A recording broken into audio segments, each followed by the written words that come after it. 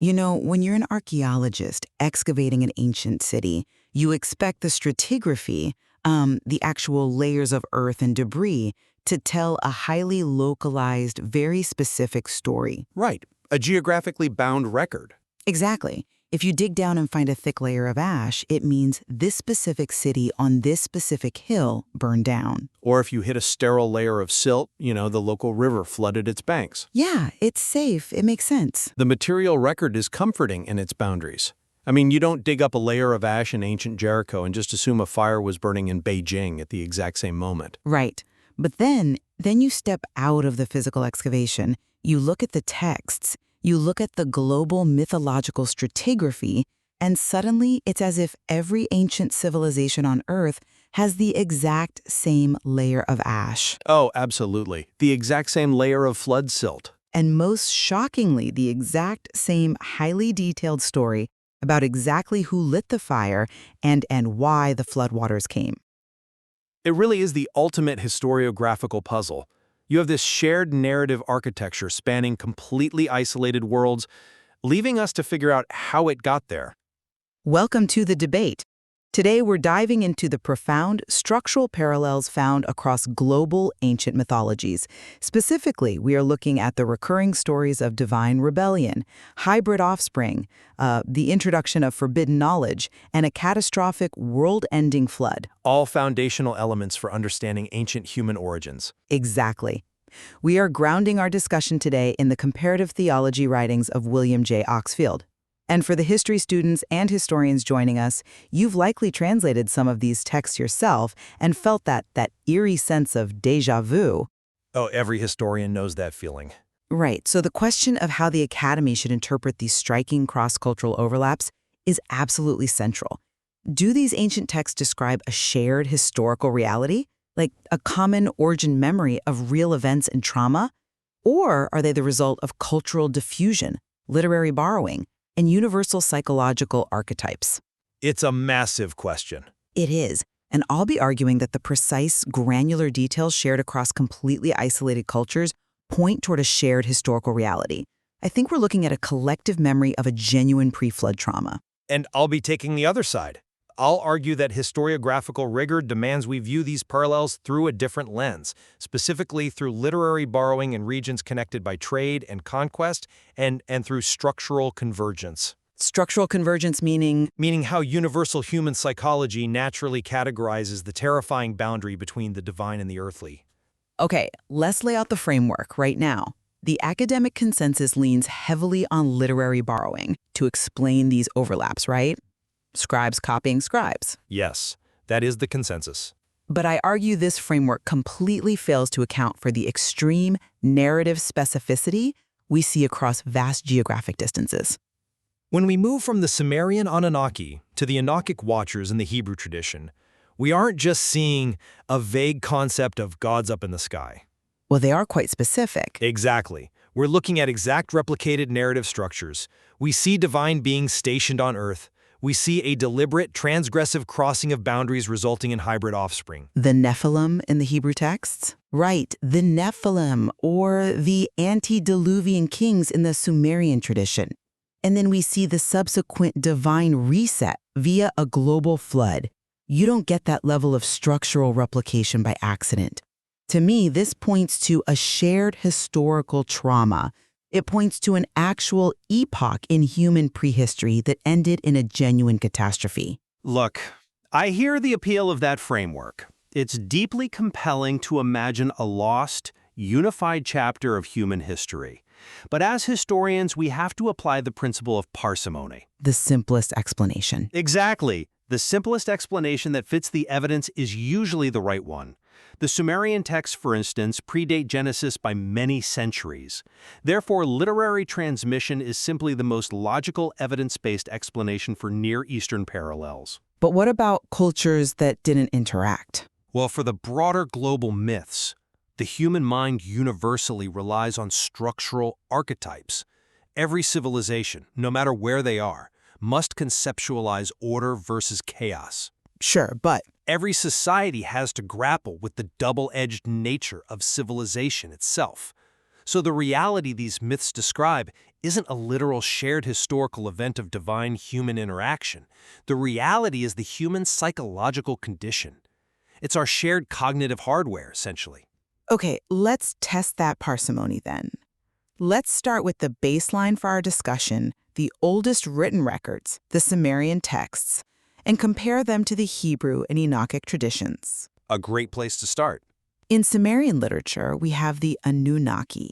The name literally translates to those who from heaven to earth came. They established themselves on earth before humanity even exists. Right. Then you have the Igigi, the lesser gods, who rebel against their heavy workload of digging canals, which, by the way, perfectly mirrors the Watcher rebellion in Enoch. And then you have the Sumerian king list, recording antediluvian kings ruling for vast, inhuman ages, like 18,000 years, 28,000 years. It's an incredible document.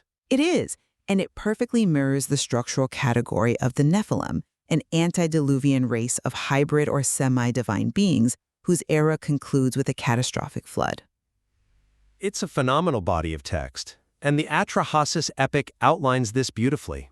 The Igigi rebel after, 3,600 years of grinding labor? Yeah, something like that. They've literally burned their tools, march on the palace of the chief god Enlil, and in response, the divine council decides to create humans from clay mixed with the blood of a slain rebel god. To take over the work. Precisely. It's a brilliant etiology, an origin story. But notice the function here. It explains the human condition of labor. It answers the question, why do we have to work so hard? Furthermore, the Tigris and Euphrates Valley was incredibly prone to catastrophic flooding. Which happens everywhere, though. Yes, but in that region, it is entirely parsimonious that a horrific regional flood became the mythological template for a divine reset. I see why you think that, but let me give you a different perspective. If this were purely psychological convergence around a regional flood, or even just broad thematic borrowing where scribes are loosely adapting ideas. You're going to bring up the birds, aren't you? I absolutely am. We wouldn't see the exact sequence of a raven followed by a dove. You're referring to the Gilgamesh parallel. Exactly. For the history students listening, you know this passage. In the Epic of Gilgamesh, the flood hero Utnapishtim lands his boat on a mountain. To see if the waters have receded, he releases a dove, then a swallow, and finally a raven, which doesn't return because it finds land. Yes. In Genesis, Noah lands on Mount Ararat and releases a raven, then a dove. That specific sequence, that granular ornithological detail, suggests the preservation of a real, observed historical event. It reads like a shared trauma remembered with journalistic precision, not just mythological poetry. I come at it from a completely different way. You have to look at the mechanics of how these texts were produced. The Atrahasis epic and early Gilgamesh material date to roughly 1700 BCE. Right, much earlier. Centuries before the earliest Genesis manuscripts were compiled, the raven and dove detail is precisely because of direct literary borrowing during periods like the Babylonian exile in the 6th century BCE. How so? Walk us through that mechanism. Think about the physical reality of the Babylonian exile. You have the elite Judean scribes forcibly relocated to Babylon. They are sitting in or near Babylonian centers of learning, exposed to vast cuneiform libraries. Okay, so they're reading the texts. They are reading Gilgamesh. They are absorbing Babylonian cultural supremacy. Borrowing these motifs wasn't plagiarism, it was a theological polemic. They were taking the dominant Babylonian narrative and rewriting it to say, your gods flooded the earth because humans were too noisy. Our God flooded the earth because of profound moral corruption. So you think they just lifted the birds to sound authoritative? Yes, scribes adopt highly specific motifs to lend cultural resonance to their texts. The specificity proves the literary contact. To argue that two independent survivors of a global deluge both happen to record the exact same bird release test requires a massive suspension of historiographical methodology. I'm not convinced by that line of reasoning, mostly because it assumes the older written text is necessarily the source of the newer written text. Well, stratigraphy of texts usually works that way. But writing age does not equal memory age. Both texts could easily be independent crystallizations of an even older shared oral memory. But let's test this further. Let's move from the catastrophic resolution, the flood, to the catalyst of the trauma. How do these cultures remember the introduction of civilization-altering knowledge? Ah, forbidden knowledge. Right. In the Enochic tradition, the fallen angel Azazel doesn't just teach general, abstract evil. He teaches a highly specific curriculum: metallurgy, the making of swords and shields, and the crafting of cosmetics and enchantments. And this knowledge corrupts humanity. It directly causes the earth to fill with violence. And the structural parallel in Greek mythology is Prometheus giving humanity fire. Precisely. Fire is the foundational technology for metallurgy and warfare. Both the Watchers and the Titans introduce a massive technological leap. And what happens next? Both are punished by being bound in a subterranean prison. Tartarus. Tartarus. And this is where I have to admit some confusion with your psychological archetype theory. Wait, let me make sure I'm following your logic here. Consider the Greek concept of Tartarus and the Enochic prison. This isn't just a generic underworld like Hades or Sheol. Which are more like waiting rooms for the dead? Exactly, just shadowy waiting rooms. Tartarus is a highly specific max security containment facility exclusively for divine rebels. It is sealed beneath the earth, physically dark, heavily guarded, and functions as a place of confinement until a future day of resolution. It's a penal colony, essentially. Yes. Are you saying that independent cultures literally hallucinated the exact same architectural details for a subterranean prison just because swords are dangerous? The association of rapid technological advancement with divine rebellion and subsequent imprisonment is too specific a legal architecture to be coincidence. That's a really compelling argument, I'll give you that. But have you considered that technology itself is universally disruptive in exactly the same way across all cultures? Well, sure, new tools change society. But it's a terrifying paradox. Every ancient society had to explain why the same metallurgy that brings the plowshare for agriculture also brings the sword for slaughter. It's the ultimate double-edged sword. So you blame a god? Human innovation always disrupts the established social order. Blaming a transgressive divine being like Prometheus or Azazel is a structural myth to explain the dual nature of progress. It is not a historical record of a divine curriculum. But why the prison? Why the specific max security architecture? Because the imprisonment in Tartarus or the Enochic pit is society's psychological way of saying we wish we could put this dangerous disruptive force back in a box. We see similar penal frameworks in cultures that had absolutely no contact with Judea or Greece. Like where? Look at Norse mythology. Loki is a divine rebel who becomes increasingly transgressive.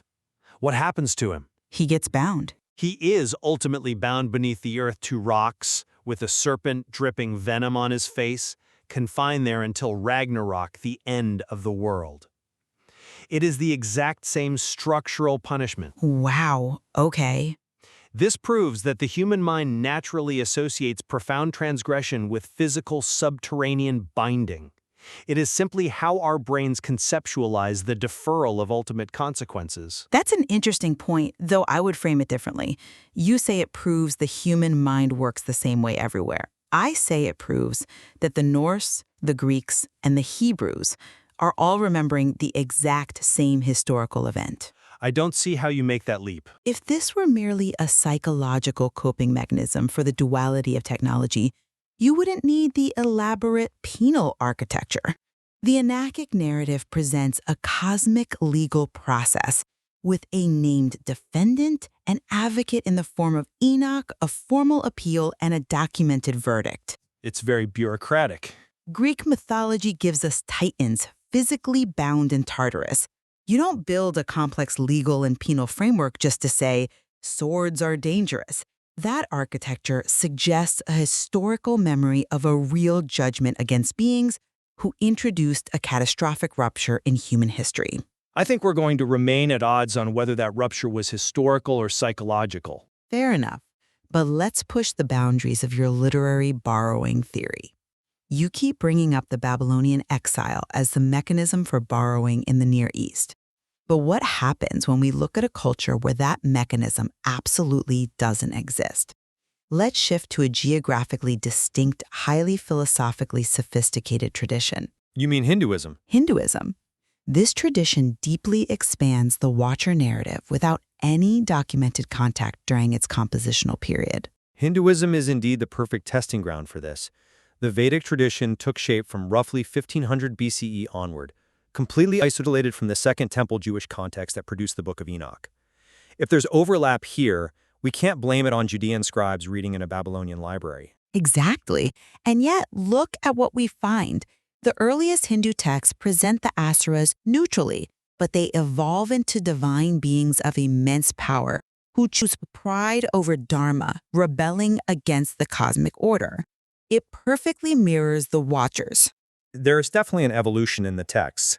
Then you have the Gandharvas. They occupy this liminal status, celestial beings who mate with human women to produce hybrid offspring with unusual gifts and violent temperaments that are notoriously difficult to govern. The Apsaras as well. Right. It is a direct structural parallel to Genesis 6 in the Nephilim. It is a stunning parallel, I'll give you that, existing right at that dangerous boundary of the divine and the earthly. But again, notice the sociological function. The Hindu texts are grappling with categorical anomalies. What do you mean by categorical anomalies? Think about it practically. How do you explain a human who possesses almost superhuman martial prowess or incredible musical ability? In antiquity, you attribute to them a hybrid, semi-divine lineage. It is a conceptual tool for categorizing the extraordinary within the human population. It's not a biological record of angelic interbreeding. But Hinduism doesn't just echo the Watcher narrative. It actually explains the mechanism of the historical trauma far better than the Near Eastern texts do. Look at the profound story of Samudra Manthan. The churning of the cosmic ocean, yes? Have you considered how perfectly this aligns with Oxfield's comparative theories? The Devas and Asuras cooperate to churn the ocean using Mount Mandara as a churning rod. From this incredible friction emerges divine nectar, Amrita, which grants immortality. But it also produces hala. Exactly. A poison of such terrifying potency, it threatens to destroy all of creation. The Samudra Manthan perfectly encapsulates the shared historical reality. The forbidden knowledge taught by Azazel or Prometheus wasn't inherently evil, but it was released, it was churned into existence before humanity could bear it responsibly. That's a fascinating interpretation. It produced both nectar and poison simultaneously. This philosophical alignment across isolated cultures strongly indicates a shared memory of a real apocalyptic shift. I'm sorry, but I just don't buy that. Let me tell you why. Hinduism demonstrates precisely why we must view this as a conceptual framework rather than linear history. How so? You're trying to map a linear historical trauma onto a cyclical cosmology. The Deva-Asura War is ongoing. It is a recurring cosmic pattern, not a singular historical event that happened in 4000 BCE. The Asuras are defeated, they return. The Devas triumph and face a new rebellion. But the degradation of the ages. Look at the eschatological parallel you're drawing. Hinduism divides time into yugas, with the present age, the Kali Yuga, being the most degraded, where dharma is abandoned, and the gap between humanity and the divine is at its absolute maximum. Which maps perfectly to the post-Watcher corrupted world, the world that necessitated the flood. It maps perfectly to the universal human observation of entropy, thermodynamics encoded in myth. Every civilization feels that the present world is a diminished, corrupted version of a prior golden age. Like the Romans. Yes, Roman mythology explicitly theorizes this, moving from gold to silver to bronze to iron. The Kali Yuga represents a sophisticated philosophical understanding that systems naturally degrade over time. These are brilliant, deeply complex comparative theologies for understanding cosmic order. A historian must categorize them as such, rather than as historical journalism documenting a literal pre-flood era. But you're just missing the sheer density of the overlap. It's not just a vague feeling of entropy. It is entropy caused by a specific divine rebellion, resulting in hybrid offspring, leading to a catastrophic flood, leaving the primary instigators locked in a subterranean prison. Again, archetypes. But when the Incan and Andean mythologies, all the way across the Atlantic, with zero contact with the Near East, when they also feature the creator god Viracocha destroying a primordial race of giants with a flood because they corrupted the earth, the cultural diffusion hypothesis breaks completely. You cannot have scribal borrowing where there are no scribes crossing the ocean. You don't need scribes crossing the ocean if the human mind is the vehicle. We all possess the exact same cognitive hardware.